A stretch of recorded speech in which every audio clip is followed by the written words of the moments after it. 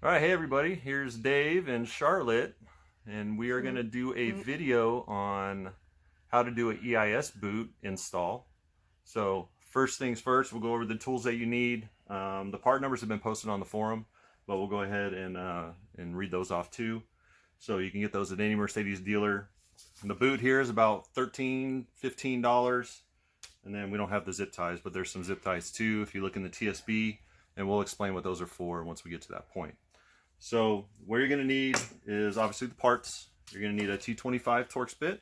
You're going to need some side cutters, wire cutters, whatever you want to call them, flat tip screwdriver, a metric ruler to do your measurements on the boot itself for the TSB, and either a drill bit or a razor knife to actually cut a slit into the boot. So first things first, what we're going to do is we're going to measure and mark the boot so we can put a slit in it. And what that's going to do is going to go over one of the posts for the EIS module. So if you want to flip that around, and then you can. All right, so if you read the TSB, it will give you a picture with measurements. And the measurement for the TSB is from the bottom of the opening, you're going to go up 30 millimeters. And then from the side, you're going to go 55. So what I did is I marked it with a paint pen, and then I used a razor knife just to poke through it. Okay. Okay, so right now we're in Charlotte's van, and we're going to start taking apart the driver's side kick panel. So your EIS is actually behind here. So in order to get to this, we're going to have to pull out the two screws right here on the battery trim. There's a couple little pop clips. There's one here, and there's one behind here, which we'll see in a minute.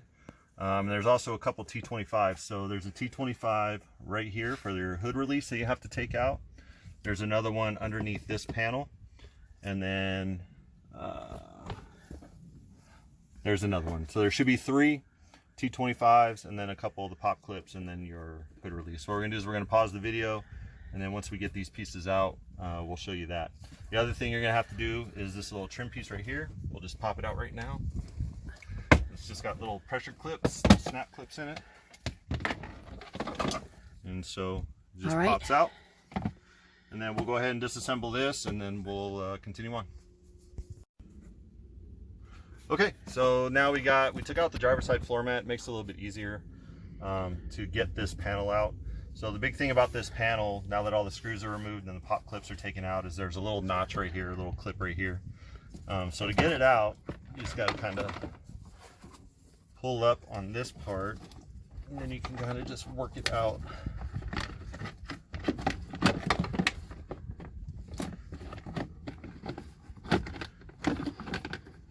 Eventually.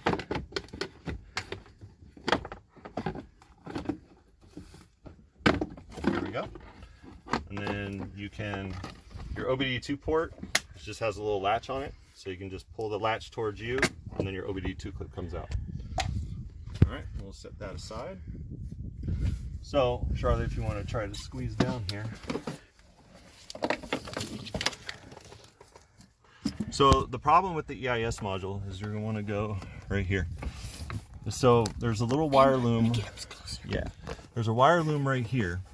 And what happens is the condensation travels down these wires and it goes right into the plug. And that's what shorts out your EIS. And that's what will make your van dead. So what the boot does is it's going to cover the plug, and it's going to pull this down a little bit so there's no direct path in. So the water will drip off the wire loom instead of going into the EIS module. So from this point, we're going to have to remove the EIS from the wall. We're not going to unplug it, so do not unplug it or you will throw a code. You don't need to. There's just, I can get my screwdriver here. There's two, basically kind of like pressure clips. And you can just kind of stick a screwdriver in there and you just pry them off. Just pry the whole module off eventually, because if you try to unscrew it, it's going to break the clips. All right, so there's one.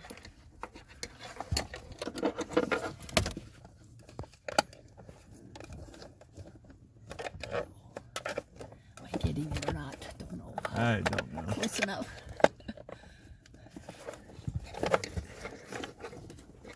Aussie, Aussie, Aussie.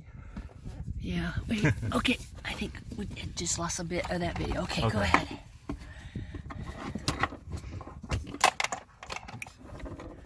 Yeah, so... Oh, look at all that Aussie fur. Yeah. So, just for you, are you recording right now? Yes. Okay. So, if you read the TSB, it also calls out some zip ties. And what that's for is for this module that's behind the EIS. I don't remember the name of it. It kind of is susceptible to the same thing. So the water can come down here and then it goes right into the plug right here. So what these do is it has you clip them on here and then you just zip tie the wire down more so there's no path of water to get in there. So you can do that as well. It's just another couple dollars and you're already in here.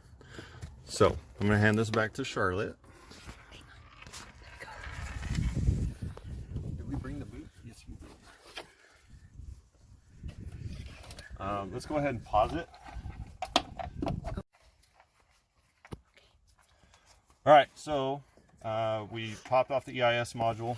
One thing I forgot to mention is on the EIS module, it has these clips. There's one on the bottom right here. That's this one, it just fell off. And there's another one on the top. So for the boot mod, you're gonna have to separate these. So what you can do is you can use a screwdriver or an 11mm socket and it just kind of pops off. Because when this pushes on to the stanchion, that's what's gonna hold the EIS module in place. So what we're gonna do is with your cut that we did earlier closest to you, you're gonna stick one side onto the top post with the opening pointing down. So I don't know if you can see that.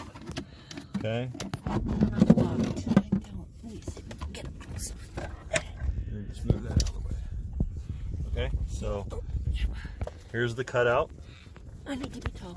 Okay. All right. Got it. So we're gonna put one side on with the opening facing down, just like that. Now you're gonna get your flashlight falling down. So what you're gonna do is you're just gonna hold the wire harness and you're gonna slide this up inside and put it on the stanchion.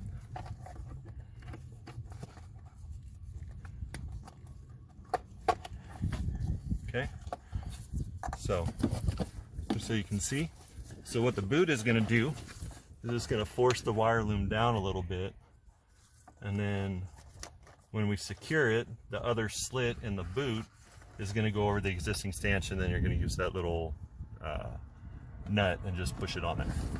So what we're going to do is we'll go ahead and snap in the bottom. We'll just kind of push on. And where'd the little nut go? Uh-oh, we lost it. Let me pause it. Okay. All right, so what I did is I slid the EIS up onto the stanchion up here on the top, inside the boot, and then you basically push the boot up against that stanchion to the other notch, and then you use that little pressure nut, and then you just stick it on there. So when it's all said and done, this is what it'll look like. So the boot covers the top of the EIS, and then what it does is it forces this wire loom to loop down. So now your low point is right here. Oh, let me get closer. Yeah. So now your low point is right here. Wait, I have to army crawl. Wait a minute. Right. Okay. Charlotte's army crawling. Okay. So now your low point is right here. So what'll happen is if condensation comes down, is it'll drip from here instead of dripping into the plug. All right. So that part is in. And then what I did is I just kind of fold it down just to make it look a little nicer. So that's what it'll look like when it's all said and done. Now for the next part, what we're going to do is this wire loom, we're going to cut this zip tie, and then we're just going to use one of these, and these just clip on down here, and then you just use the zip tie to zip tie to the other side. So yeah, go ahead and pause it. Okay, so we didn't film this part, but on this module in the back for the zip ties, all I did is you cut this wire loom off of the existing one, which is up in the top, and then you use one of the clip-on ones and just relocate it. The TSB says to put it on this side, I'm pretty sure, but depending on your harness, you might not have enough slack in it to do so. So on Charlotte's, what we did is I clipped it down here on the bottom. So now what'll happen is water will come down the wire loom and it'll drip down from here instead of going into the module. So now everything's done. We didn't unplug anything, so no worry about codes or anything like that. You don't have to disconnect anything. So now it's time to put it all back together.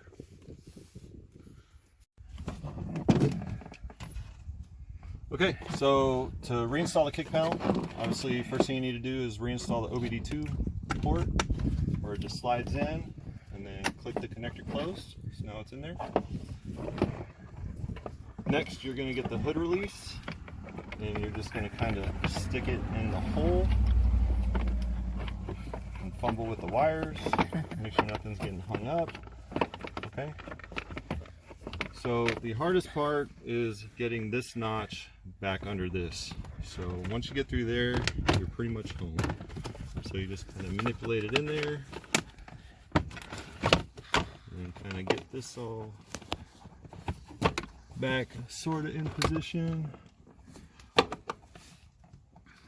then the gasket, just slide the gasket over the top.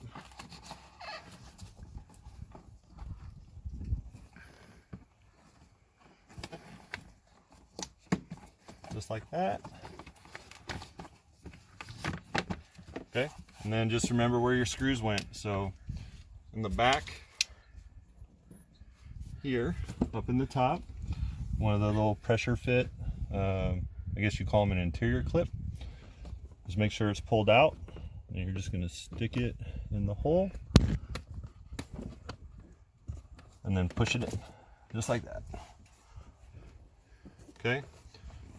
The next one is right under your hood release, same thing.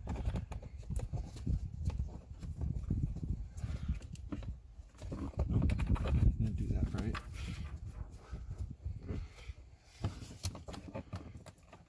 Wasn't lined up right. So may have to manipulate it a little bit.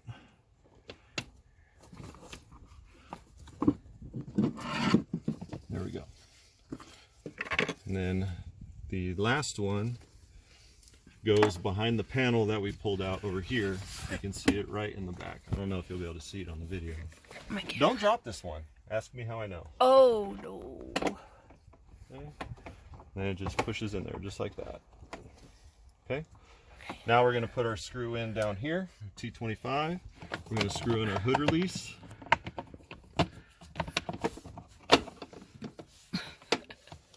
And then... Can you move that, please? Oh, thanks. All right.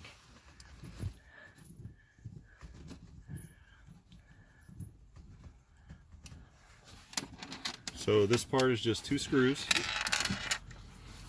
So this screw with the little lip on it is the one that goes down here.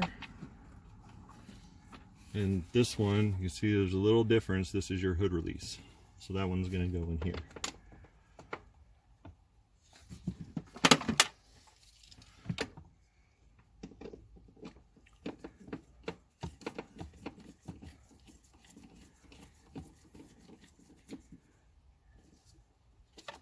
Okay, just kind of tucking the wires out of the way, screwing this one down here.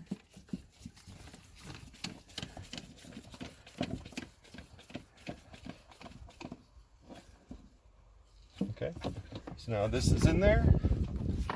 Next thing is this little panel just pops in. You just line up the clips. There's one here on the bottom and 2 up here in the top. Just line them up. And just push it in. And same thing with the gasket. Just pop the gasket on the outside. And then last but least, this one just sets in here. You'll put the 2 screws in there and then put all the mats in. Actually, I'm pretty sure the mat has to go in before this one does. This one helps hold the mat down. Okay. So we'll put the mat back in, and then we'll put this piece back on, and then we're done. If you have any questions, feel free to reach out, and I'll do the best I can to help you.